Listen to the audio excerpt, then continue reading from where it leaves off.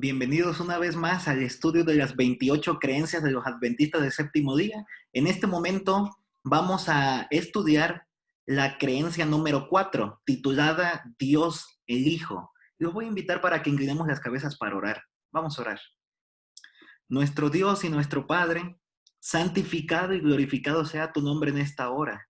Gracias, Señor, te damos porque nos permites abrir tu palabra libremente. Gracias, Señor, por tu amor, por tu perdón, por tu paciencia, porque a pesar de que somos pecadores, Cristo Jesús murió por nosotros para darnos salvación y vida eterna. Te rogamos, Señor, que toques nuestros corazones de tal manera que podamos entregar nuestra vida a Cristo y que podamos de esa forma poder llegar a la altura en la cual tú quieres que estemos. Úsanos poderosamente, Señor, para hacer tu voluntad y cumplir con tus propósitos y predicar al mundo entero que Cristo Jesús viene pronto, porque te lo rogamos en el nombre bendito de Cristo Jesús. Amén. Amén.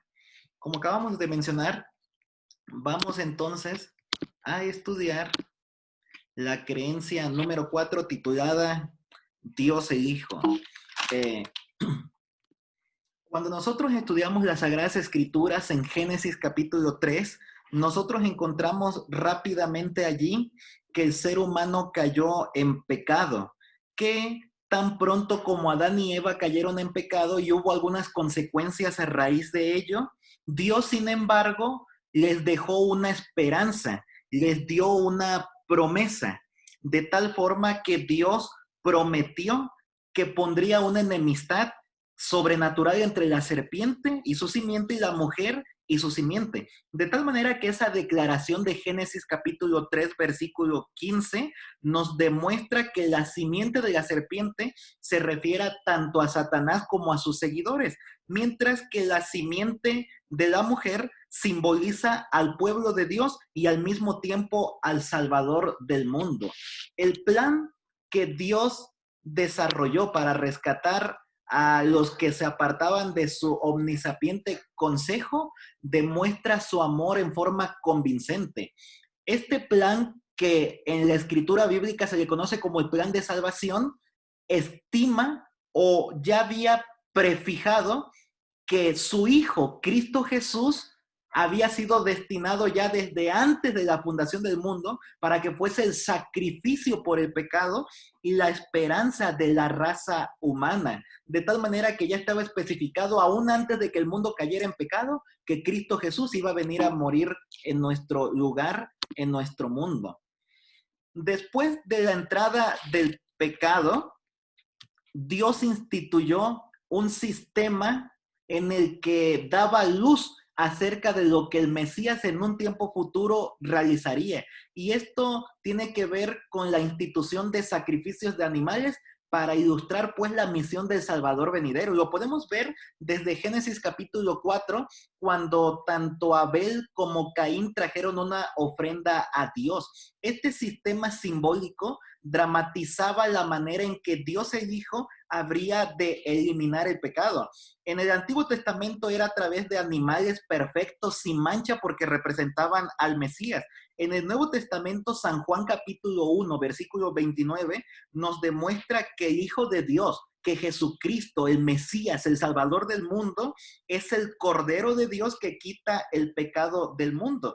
Y a través de su sangre preciosa, la de Cristo, como la de un cordero, sin mancha y sin contaminación, según Primera de Pedro 1:29, Cristo obtuvo para la raza humana la redención del castigo eterno del pecado.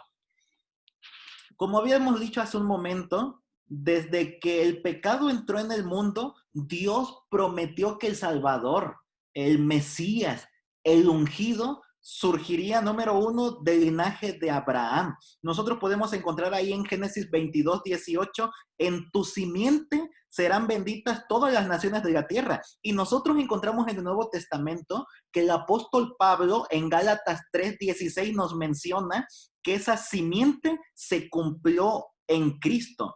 De tal forma que en la persona de Cristo nosotros encontramos el nacimiento divino humano que sería sobrenatural. Por ejemplo, Mateo capítulo 1, versículo 23, que está inspirado en Isaías capítulo 7, versículo 14, dice, he aquí una virgen concebirá y dará a luz un hijo y llamará su nombre Emmanuel, que traducido es Dios con nosotros. De tal forma que este nacimiento de Jesús sería algo sobrenatural. De hecho, Isaías 9:6 y 9:7 también nos presentan, porque un niño nos es nacido, hijo nos es dado, y el principado sobre su hombro, y se llamará su nombre admirable, consejero, Dios fuerte, Padre eterno, príncipe de paz. Este redentor, nos menciona Isaías, ascendería al trono de David y establecería un reino eterno de paz. Y el lugar de su nacimiento, en una forma también sobrenatural, sería en Belén, puesto que llegó un momento en el que Roma mandó a que empadronaran a todas las familias y por lo tanto, tanto José como María tuvieron que regresar a Belén. Y de acuerdo a la profecía de Miqueas capítulo 5, versículo 2, el Salvador del mundo nació donde exactamente la profecía decía que debía nacer.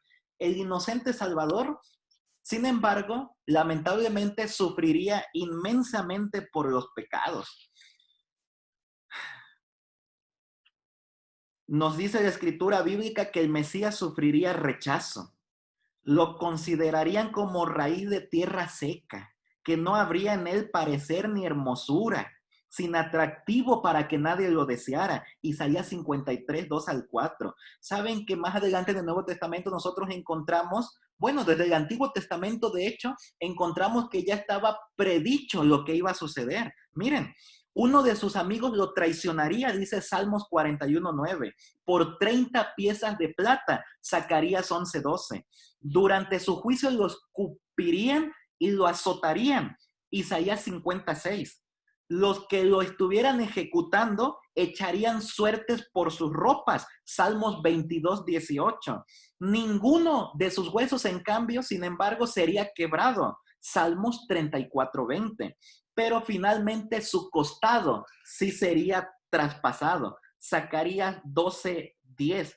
En sus aflicciones, el Mesías no se resistiría, sino como dijo Isaías, como oveja delante de sus trasquiladores enmudeció y no abrió su boca, Isaías 53:7. Y nosotros podemos encontrar en el Nuevo Testamento que este personaje divino humano que nacería es el mismo Señor Jesucristo. Mateo 1:23 nos menciona que Jesús era Dios con nosotros, de tal forma que de hecho la palabra de donde viene la raíz hebrea para el nombre de Jesús está íntimamente relacionada con la misma raíz hebrea que significa salvar. Por eso Jesús será el que salvará al mundo de sus pecados. Y miren que en el Nuevo Testamento se corresponde, se cumple lo que el Antiguo Testamento ya mencionaba que iba a suceder.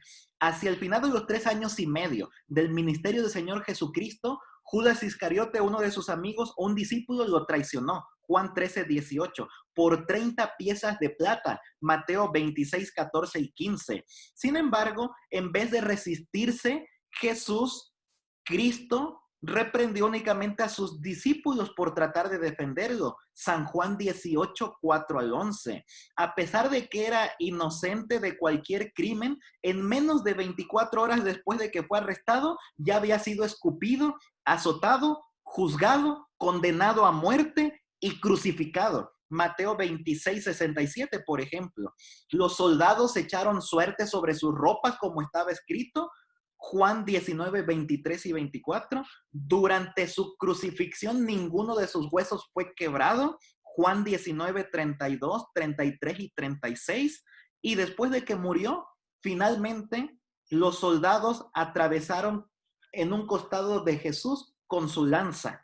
Juan 19:34 y 37. Miren qué extraordinario.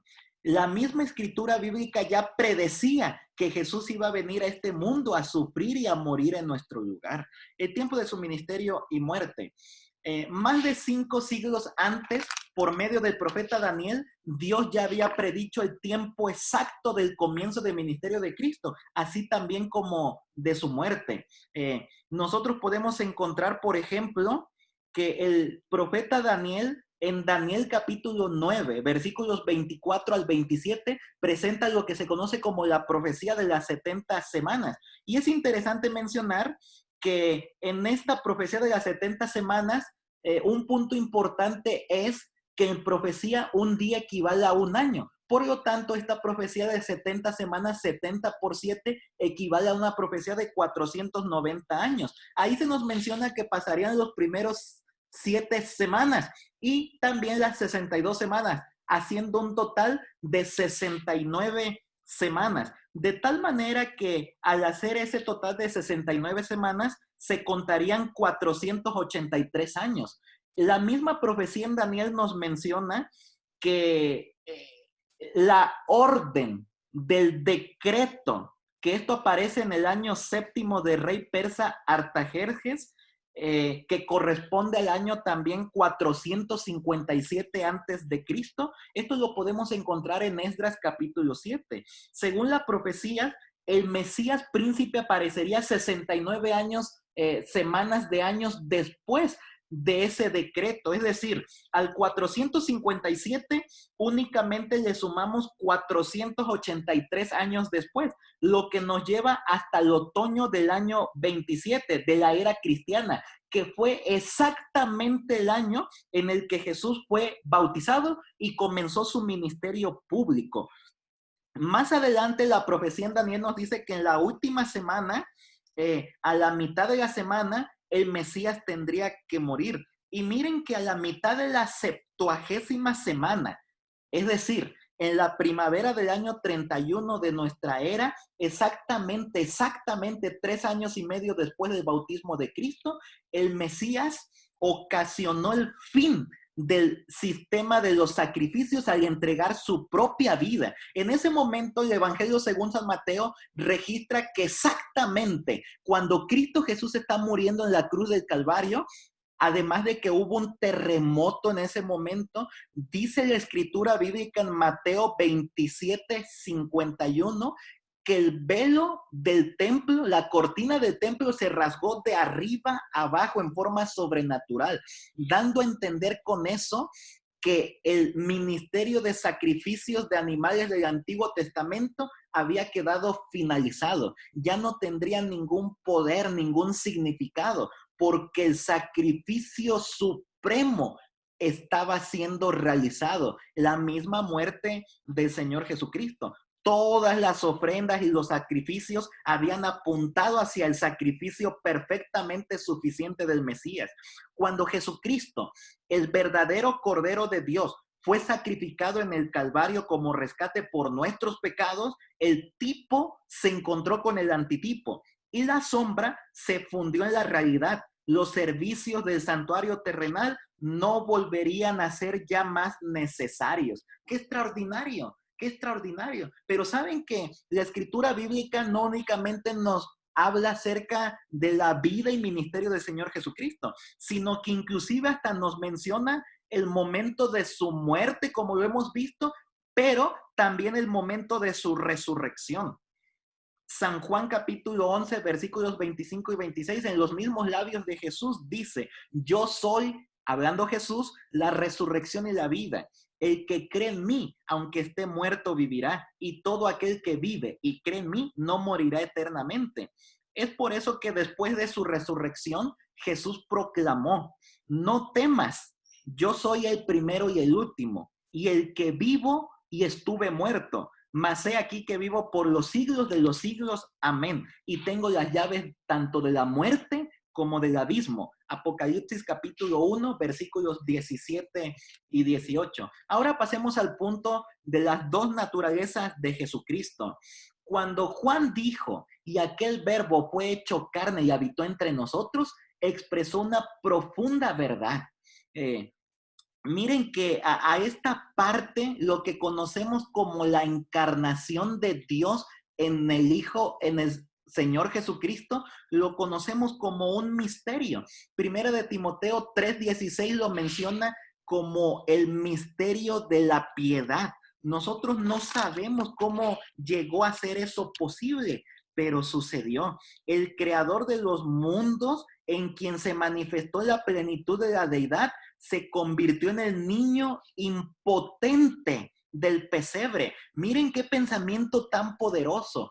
Jesús, quien era el Dios todopoderoso, ahora decide hacerse una persona humana y se hace un niño recién nacido impotente, sin poder realizar nada, en ese momento sin poder alguno para valerse por sí mismo. Pero esto era necesario llevarlo a cabo. Saben que cuando nosotros estudiamos las dos naturalezas de Jesucristo, nos referimos a que Jesús era al mismo tiempo divino y al mismo tiempo humano. Veremos a continuación que Jesús era verdaderamente Dios. Jesús tenía atributos divinos. Número uno, Jesús es omnipotente, omnipotente. Mateo 28:18, Jesús dijo, toda potestad, todo el poder lo tengo yo, tanto en el cielo como en la tierra. Si bien a la divinidad de Cristo le corresponde en forma natural el atributo de la omnipresencia, en su encarnación el Hijo de Dios se ha limitado voluntariamente en este aspecto. Miren qué es lo que está mencionando aquí. ¿Jesús es omnipotente? Sí. ¿Jesús es omnisciente? También. Jesús lo sabe todo. Colosenses 2:13, el apóstol Pablo dijo, están escondidos todos los tesoros de la sabiduría y del conocimiento en Jesús. Jesús también es omnipresente. Jesús dijo en Mateo 28:20, he aquí yo estoy con vosotros todos los días hasta el fin del mundo, omnipresencia. También Jesús dijo, donde están 2 o 3 reunidos en mi nombre, allí estoy yo en medio de ellos, Mateo 18:20. Pero si bien es cierto que en forma natural, por naturaleza divina, Jesús es omnipresente, cuando Jesús decide hacerse ser humano, en ese momento renunció a esa parte de la divinidad.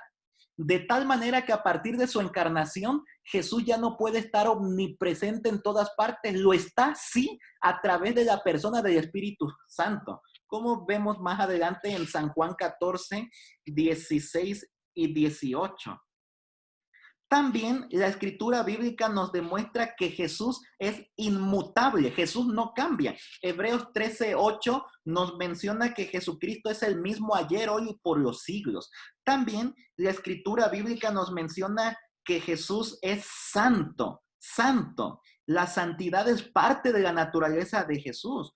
De hecho, durante la anunciación del Espíritu Santo del ángel a María, se le dijo que un ser santo nacerá de ti, un ser santo. También podemos encontrar que Jesucristo tiene vida en sí mismo. San Juan 5:26 lo menciona. También Juan testificó en Juan 1:4, en él estaba la vida y la vida era la luz de los hombres. De tal manera que en Jesucristo hay existencia propia. El anuncio de Cristo, al decir yo soy la resurrección y la vida de San Juan 11:25, afirmaba que en Jesús se encuentra la vida original que no proviene ni deriva de otra. Deseado de todas las gentes, página 489. También, como vimos hace un momento atrás, Jesús es omnisciente sabiéndolo todo. En la naturaleza divina de Jesús podemos encontrar poderes y prerrogativas de Cristo. Por ejemplo, a Jesús se le identifica como el creador en San Juan 1:3 y Colosenses 1:16. También a Jesús se le identifica como el sustentador o como el preservador de todas las cosas que en él subsisten, Colosenses 1:17. Inclusive, también a Jesús tiene tanto poder que puede levantar a los muertos con su misma voz, como dice San Juan 5:28 y 29. Y al fin del tiempo, inclusive Jesús juzgará al mundo, Mateo 25:31 y 32. Además de todo eso, Jesús, por ser divino, perdonaba pecados, Mateo 9:6 y Marcos capítulo 2, versículos 5 al 7. También en los nombres de Jesús encontramos su divinidad. Por ejemplo, El nombre en Mateo 1:23 de Jesús, Emmanuel, significa Dios con nosotros. El mismo nombre de Jesús significa Dios con nosotros. Su nombre evoca la divinidad. De hecho, inclusive no únicamente los creyentes lo conocen como el Hijo de Dios, sino también los demonios se dirigían a Jesús como el Hijo de Dios. Mateo 8:29, Marcos 5:7, por ejemplo. También a Jesús se le aplica el nombre de Jehová o de Yahvé del Antiguo Testamento. En el Antiguo Testamento se utilizaba para Dios, pero Mateo utilizó esas palabras. Por ejemplo, Isaías 43 dice: preparad el camino del Señor, hablando de Dios Padre, para describir la obra que debía preparar el camino de la misión de Cristo. Mateo capítulo 3, versículo 3. También encontramos el testimonio personal del Señor Jesucristo. El Señor Jesús en Juan 8:58, él mismo presentó las palabras o se presentó a sí mismo como el yo soy, yo soy.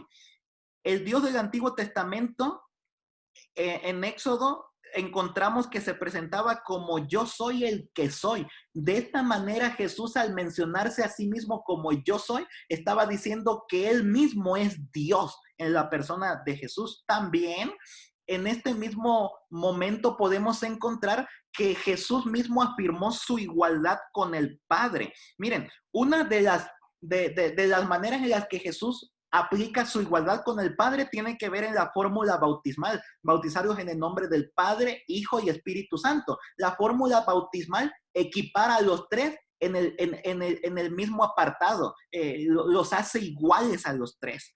También nosotros podemos encontrar que en la Escritura se describe a Jesús como el resplandor de la gloria de Dios y como la imagen misma de la sustancia de Dios. Hebreos capítulo 1, versículo 3. De hecho, en otro momento Jesús dijo: el que me ha visto a mí, ha visto al Padre. Juan 14:9. De tal manera que el testimonio personal de Jesús era: yo soy Dios, yo soy divino, yo soy el que soy.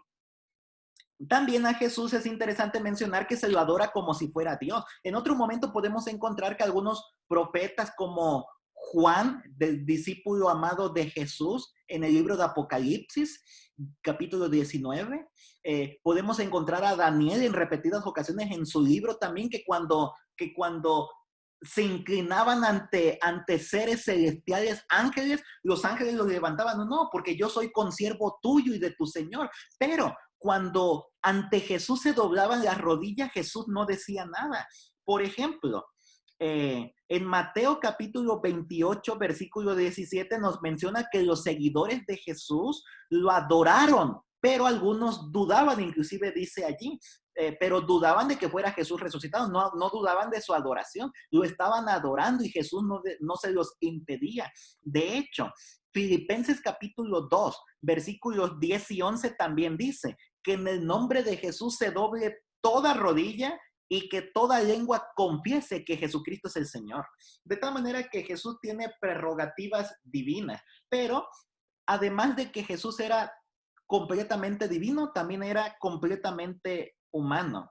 La escritura bíblica nos menciona que Jesús era humano, pero miren, antes de eso, se me olvidó mencionar por qué la naturaleza divina de Jesús era necesaria. Era necesaria por algunos puntos importantes.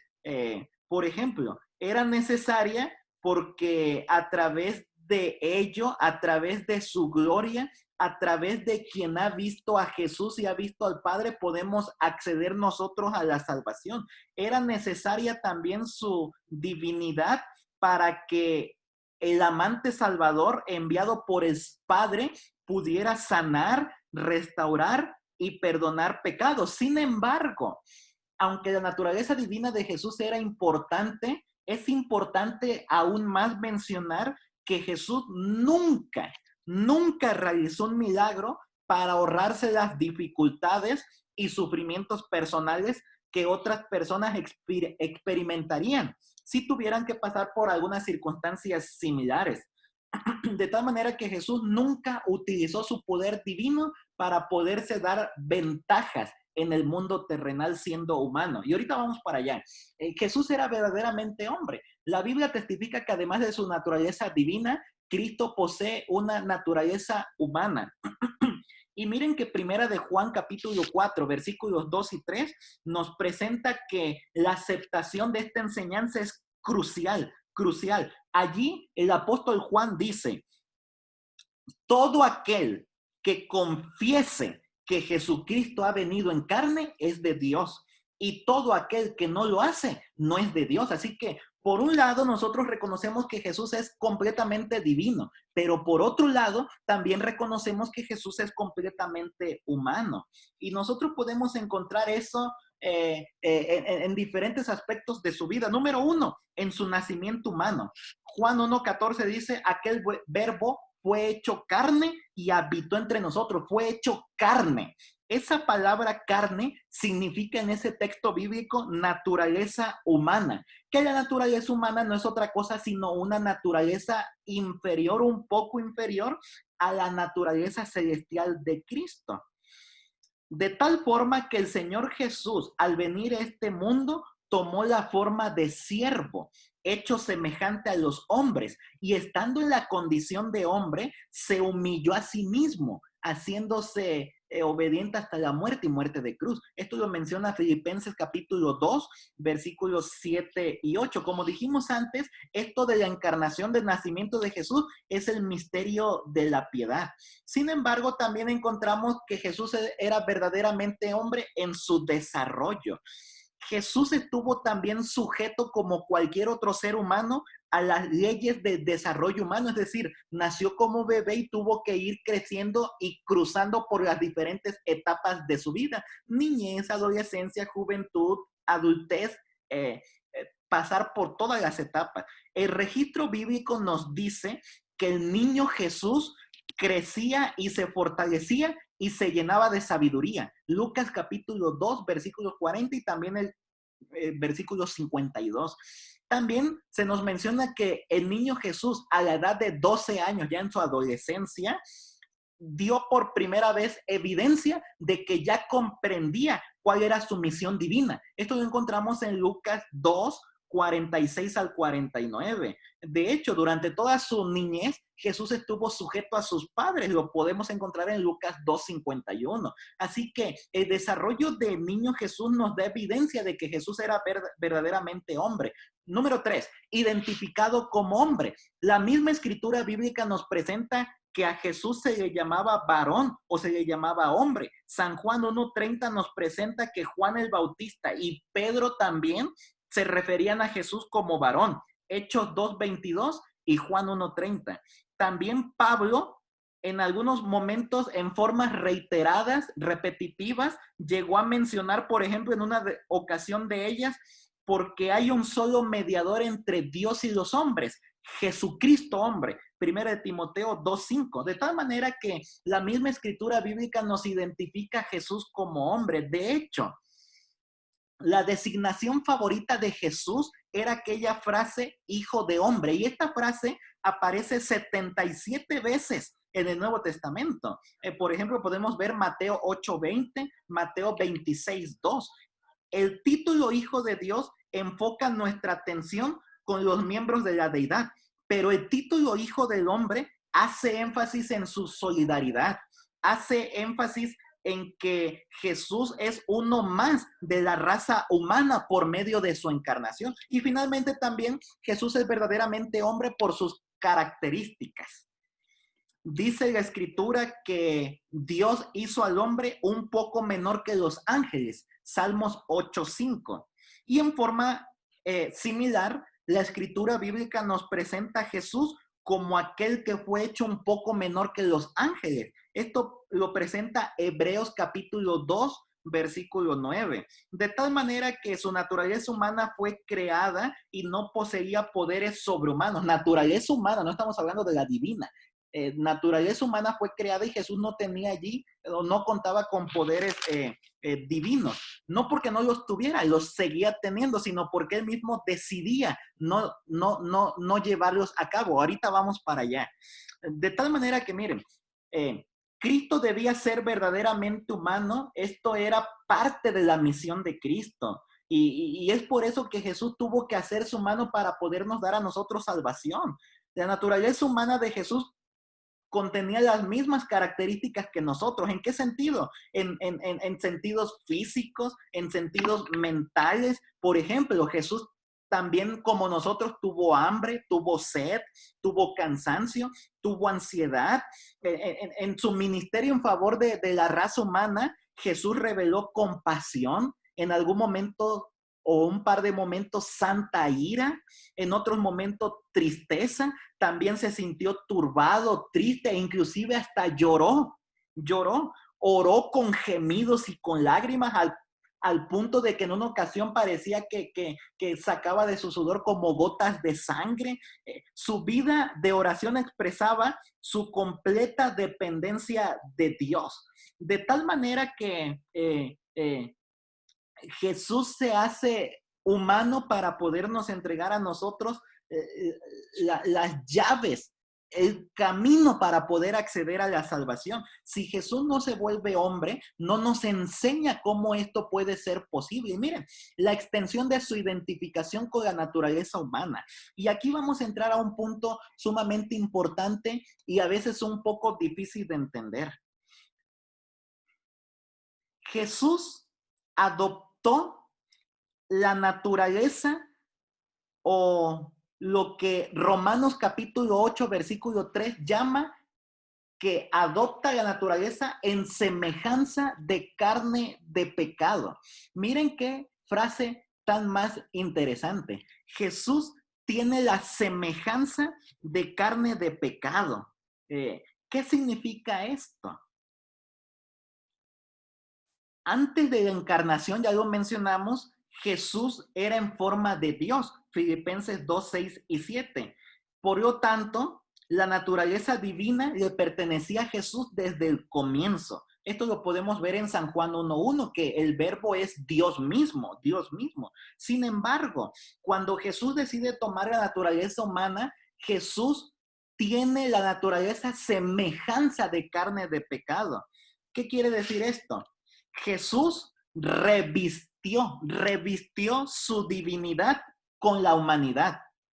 Fue hecho en semejanza de carne de pecado, o lo que también podría llamarse naturaleza humana pecaminosa, o lo que también podría llamarse naturaleza humana caída. Sin embargo, cualquiera de estas es lo mismo, ninguna indica que Jesucristo fuese pecador o que hubiese participado en actos o siquiera en pensamientos pecaminosos. Si bien Jesús fue hecho en forma de semejanza de carne de pecado, el Salvador jamás pecó y su pureza perfecta está más allá de toda duda. Miren, ahorita vamos a seguir explicando eso. La escritura bíblica nos presenta a Jesús como el segundo Adán. La Biblia establece un paralelo entre el primer Adán y el segundo Adán, esto es entre Adán y Cristo. A Adán se le conoce en la escritura bíblica como el primer hombre y a Cristo se le conoce como el postrer Adán o como el segundo hombre, Primera de Corintios 15, 45 y 47. Sin embargo, nosotros podemos encontrar que Adán tenía ventaja sobre Cristo. ¿En qué sentido? Cuando Adán cayó en el pecado, hay que recordar que él, Adán, estaba viviendo en el paraíso. Poseía una humanidad perfecta y gozaba del completo vigor en su cuerpo y en su mente. Sin embargo, eso no fue lo mismo que sucedió con el Señor Jesucristo. Aquí estamos abordando el punto de con qué naturaleza vivió Jesús en el planeta Tierra. Este no fue el caso de Jesús. Cuando Jesús adoptó la naturaleza humana, hay que tener en cuenta y bien presente que la raza humana ya se había deteriorado por lo menos en una cantidad de 4,000 años de pecado que llevaba este planeta Tierra maldito. De tal forma que cuando Jesús adopta la naturaleza humana que evidencia las consecuencias del pecado, pasó a estar sujeto a las debilidades que todos experimentamos. Jesús tenía debilidades pero no es lo mismo que pecaminosidad. Miren, lo explicamos de la siguiente manera. La humanidad de Cristo no fue la de Adán. Esto es, la humanidad la humanidad de Adán antes de su caída. Tampoco fue la humanidad caída, esto es, la humanidad de Adán después de la transgresión en todos sus aspectos. No era la humanidad original de Adán, porque poseía las debilidades inocentes de los seres caídos. No era la humanidad caída, porque nunca había descendido la impureza moral. Por lo tanto, era en el sentido más literal nuestra humanidad, pero sin pecado. Por si enredé a alguno y no lo entendieron muy bien, Jesús vino a tomar una naturaleza en semejanza de pecado, pero no era la misma naturaleza de Adán, porque repetimos, Adán estaba viviendo en un estado donde no había pecado que lo rodeara. Adán estaba en un lugar perfecto. Sin embargo, cuando Jesús nace ya han transcurrido 4,000 años de este mundo, ya el pecado llegó a su apogeo, de tal manera que Jesús la tenía más difícil. Si Adán teniendo la más fácil pecó, Jesús teniendo la más difícil pudo haber pecado también, pero no pecó. De tal manera que Jesús no tuvo ni la naturaleza de Adán, ni la naturaleza nuestra, sino como este autor que leímos dice, tenía Jesús la naturaleza de nosotros, sí, pero sin pecado, únicamente con tendencia al mal, pero sin cometer mal, porque Jesús no cometió el mal. De tal manera que esto lo podemos ir entendiendo un poco más claro a través de la experiencia de Jesús con las tentaciones, la forma en la que Jesús fue tentado. Dice la escritura bíblica Hebreos 4:15 que Jesús fue tentado en todo según nuestra semejanza, pero sin pecado.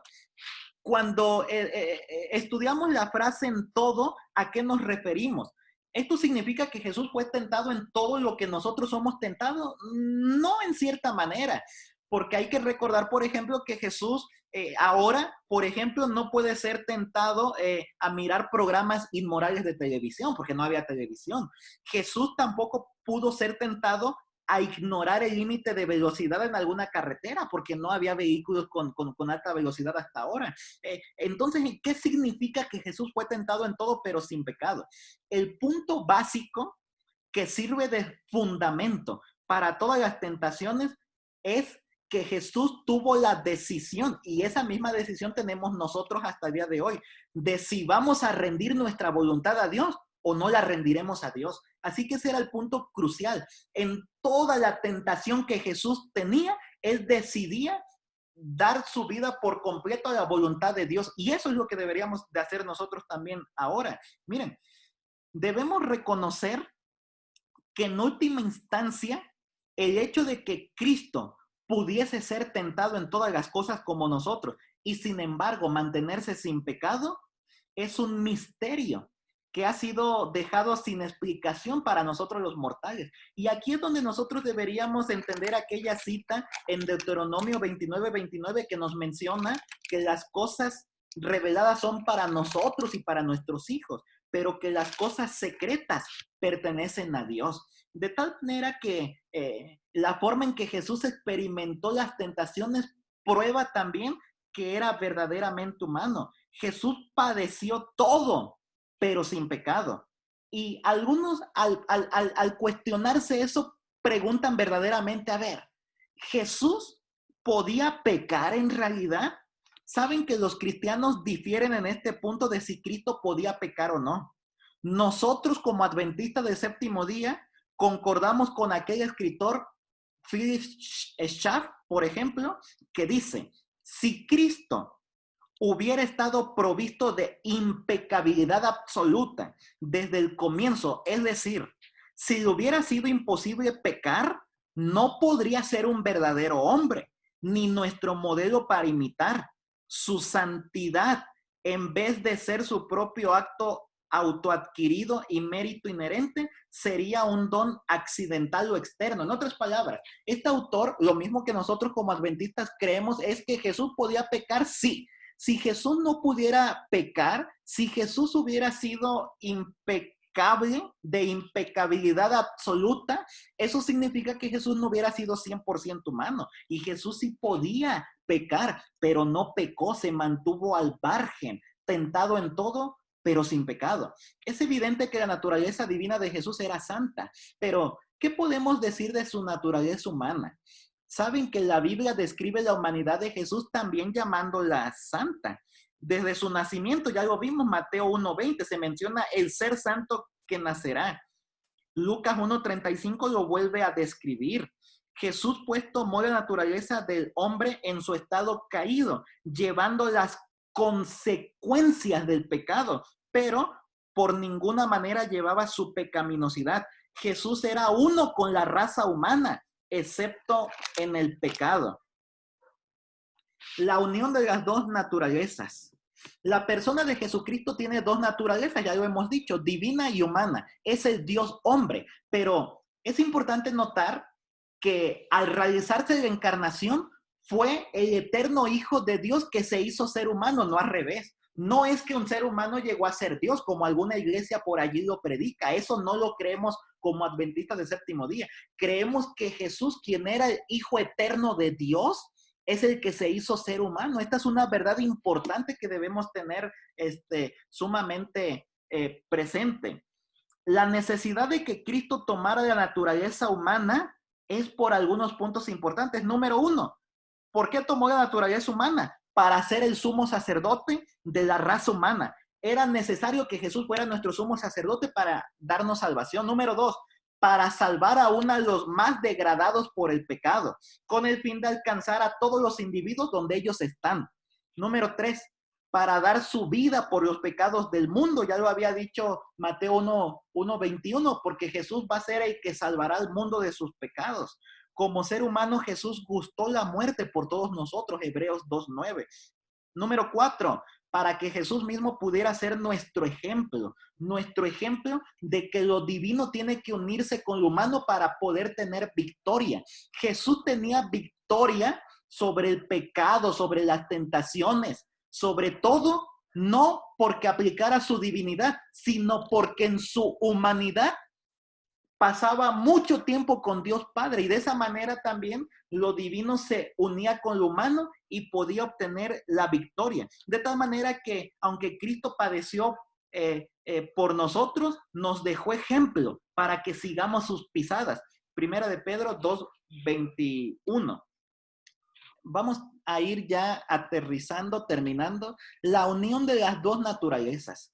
En Cristo no se halla presente la pluralidad asociada con el Dios triuno.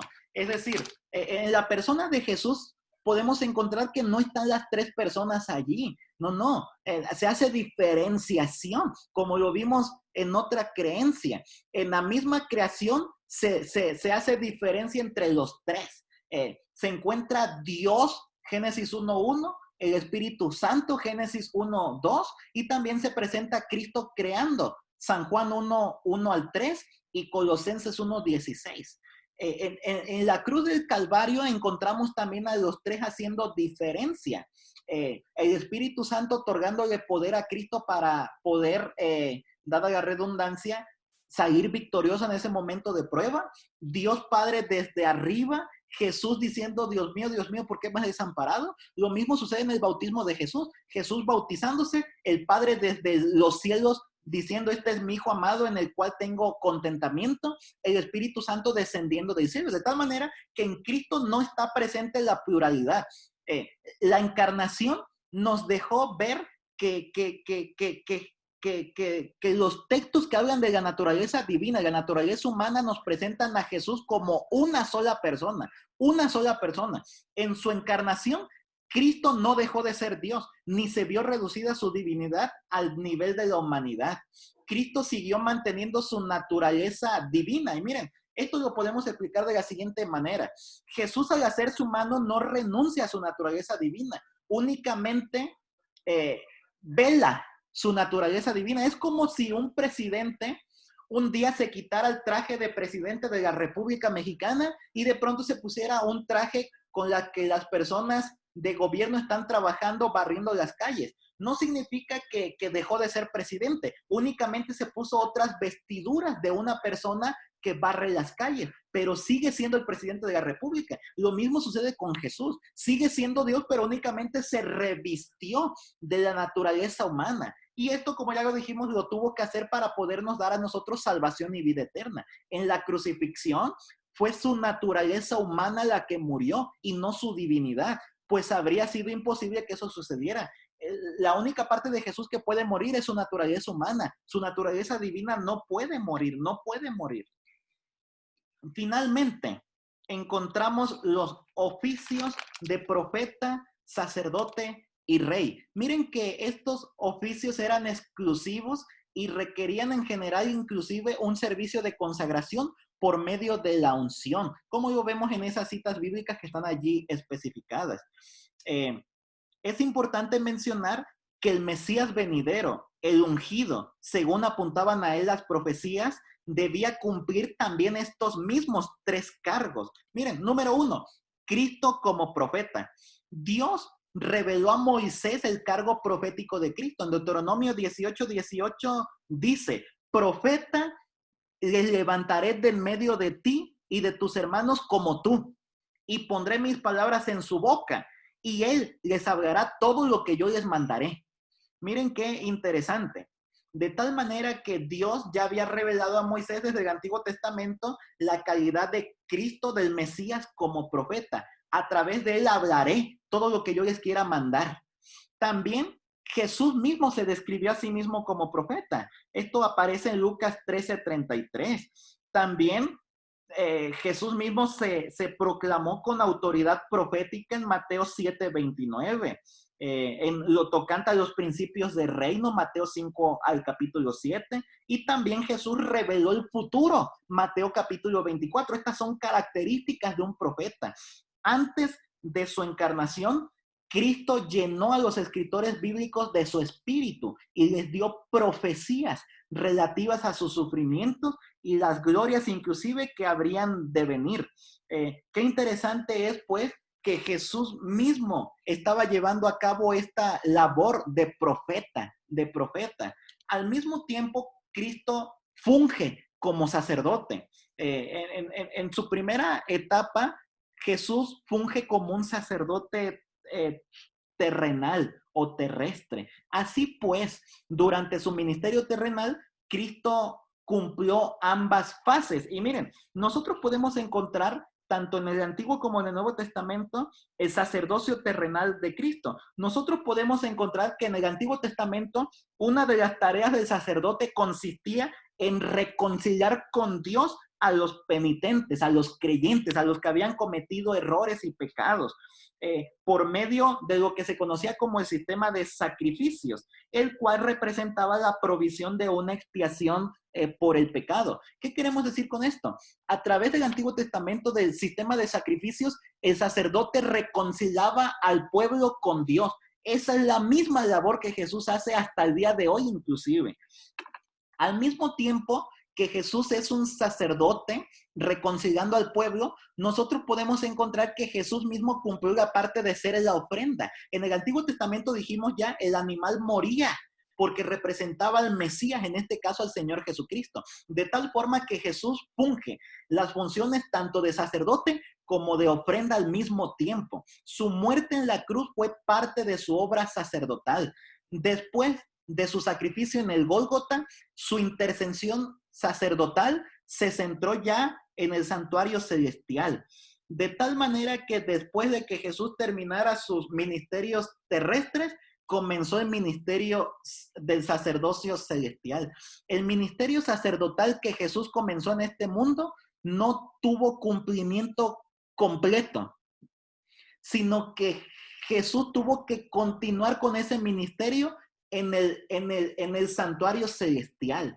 Y miren que como adventista del séptimo día, lo vamos a explicar más adelante en otra creencia, pero desde ahora menciono superficialmente, creemos que el antiguo santuario israelita o templo del Antiguo Testamento era una figura, un símbolo, un modelo de algo más que en el Nuevo Testamento encontramos como el santuario celestial, donde hasta el día de hoy Cristo ministra a favor de la raza humana, en el que hasta el día de hoy Cristo intercede a favor de la raza humana, en el que hasta el día de hoy Cristo desde allá nos imparte poder para vencer las tentaciones, los pecados, las pruebas, y también desde allá nos imparte el perdón para que al cometer errores, porque seguimos siendo seres humanos pecadores, el Señor nos pueda perdonar, limpiarnos de toda maldad y de esa manera podamos nosotros continuar rumbo a la salvación y a la vida eterna. De tal manera que Jesús dice, Hebreos 7:25, puede también salvar perpetuamente a los que por él se acercan a Dios, viviendo siempre para interceder por ellos. La intercesión de Jesús no ha terminado, decimos, repetimos, sino que continúa hasta el día de hoy en el santuario celestial. Y finalmente encontramos a Cristo como en su calidad de rey. Cristo como el Dios hombre ejerce su autoridad real sobre los que han aceptado a él como Señor y Salvador. Esto lo encontramos en Salmos 45:6 y Hebreos 1:8. Hebreos 1:8 por ahí dice, tu trono, oh Dios, es eterno y para siempre. Cetro de justicia es el cetro de tu reino. De tal manera que cuando nosotros aceptamos a Jesús, también aceptamos su autoridad como rey. De hecho, la escritura bíblica nos menciona que la calidad de Jesús es una calidad de rey. Por ejemplo, presenta los tronos que dan evidencia de un reino. Hebreos 4:16 nos menciona allí el trono de la gracia. De tal manera que si hay un trono de gracia, significa que hay un reino de gracia. También Mateo 25:31 nos menciona que cuando Jesús regrese por segunda vez, se establecerá el reino de la gloria. Si hay el trono de gloria, perdón, dice que se sentará Jesús en el trono de gloria, Mateo 25:31. Si hay un trono de gloria, significa que hay un reino de gloria. Ahora expliquemos lo que estamos diciendo. El reino de la gracia. En cuanto al primer ser humano pecó, se instituyó lo que se conoce como el reino de gracia. Sin embargo, se estableció hasta la muerte del Señor Jesucristo en la cruz del Calvario. Cuando Jesús en Marcos 1:15 predicaba, el tiempo se ha cumplido y el reino de Dios se ha acercado, se refería a este reino, al reino de la gracia. El reino de la gracia, repetimos, se instaura desde el momento en el que el primer ser humano cae en pecado. Desde ese momento, Dios dice, donde abundó el pecado, sobreabundó la gracia. Yo quiero que el ser humano sea rescatado, libertado y viva para siempre. Por lo tanto, le vamos a extender gracia para su oportuno socorro.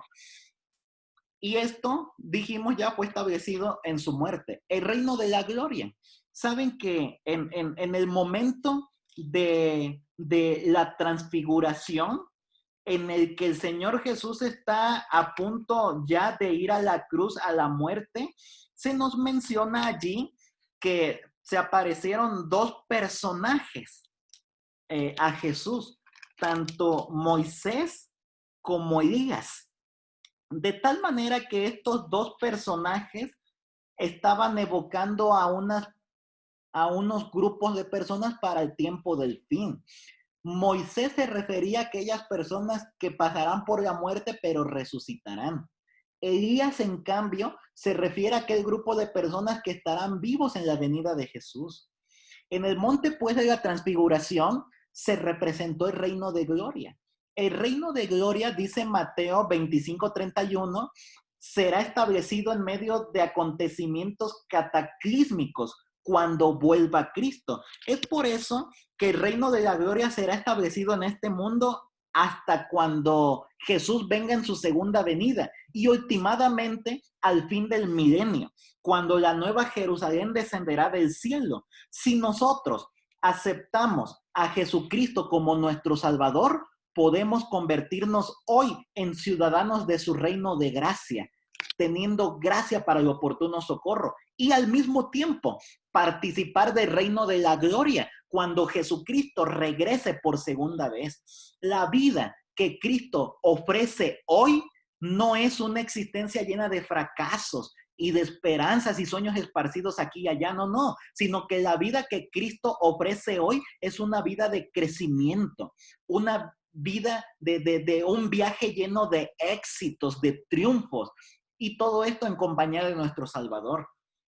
Así que, sabiendo todo lo que Jesús ha hecho por ti, ¿te gustaría a ti entregarle su vida a Cristo? A mí sí me gustaría. Ojalá que tú también entregues tu vida a Cristo. Que el Señor nos bendiga.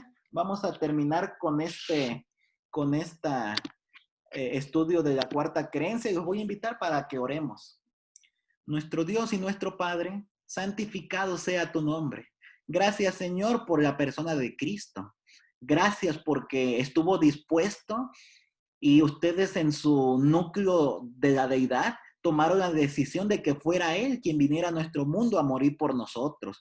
Gracias porque a través de ello tenemos salvación y vida eterna. Si Cristo Jesús o ustedes mismos no hubieran tomado esa decisión, ningún ser humano se podría salvar. Todos nosotros estaríamos destinados a la perdición, a la muerte eterna. Pero en Cristo Jesús, en las labores y funciones también de Dios Padre y del Espíritu Santo, hoy podemos nosotros aspirar a la salvación de la vida eterna. Ayúdanos, Señor, para que podamos tomar las mejores decisiones a favor de Cristo Jesús, porque te lo rogamos en el bendito nombre de Cristo Jesús. Amén.